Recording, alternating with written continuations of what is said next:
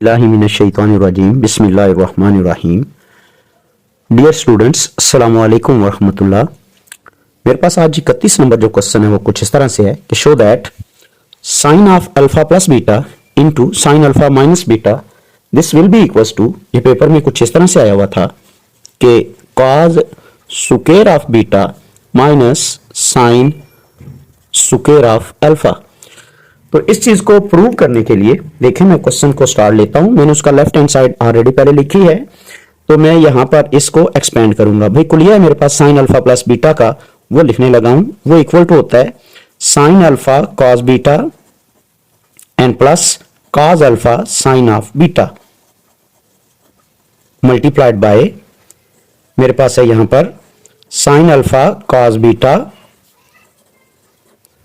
And minus cos alpha sign of beta. ये कुलिया है मेरे पास साइन अल्फा प्लस बीटा और साइन अल्फा माइनस बीटा का। अब देखें तो ये दो एक जैसी रकमें हैं और एक दफा ये प्लस हो रही है और एक दफा क्या हो रही है जी, माइनस। तो हम इसको a plus b into a minus b के कुलिये से लिखेंगे तो ये वाला बन जाएगा पहली रकम का स्क्वायर यानी sign square alpha cos square beta and minus cos square alpha and sign square of beta. तो ये पहली रकम का स्क्वायर माइनस दूसरी रकम का स्क्वायर हो गया। इसके बाद हम क्या करते हैं, इसको मजीद चेंज करते हैं इस जैसा बनाने के लिए। तो मैं क्या करने लगा हूं, यहां पर बदलने लगा हूं इन दोनों रकमों को। ठीक है, जब मैं इन दोनों रकमों को बदलूंगा उसकी रीजन ये है कि मेरे पास जो रकमें यहां पर बनानी है उसमें कॉस स्क्वायर बीटा है। तो ये कॉस स्क्वायर बीटा तो है, हम इसको तो नहीं छेड़ेंगे, अलबत्ता इसको चेंज कर लेंगे कॉस में। यहां पर क्या है जी, साइन स्क्वायर अल्फा है, तो ये साइन स्क्वायर अल्फा ऑलरेडी मौजूद रहेगा, इस कॉस स्क्वायर को हम बदल लेंगे। तो ये बना जी साइन और स्क्वायर ऑफ अल्फा और यहां पर cos square of beta minus, यहां पर लिखेंगे 1 minus sine square of alpha into 1 minus cos square of beta. तो जब मैं इसको सिंप्लीफाई करता हूं तो ये इक्वल टू आएगा sign square alpha and cos square of beta and minus. अब हम इसको मल्टीप्लाई करने लगे। जब मैं इसको मल्टीप्लाई करूंगा तो ये 1 1 से मल्टीप्लाई होगा तो बनेगा 1, जब 1 इससे मल्टीप्लाई होगा तो ये बनेगा माइनस का कॉस स्क्वायर ऑफ बीटा।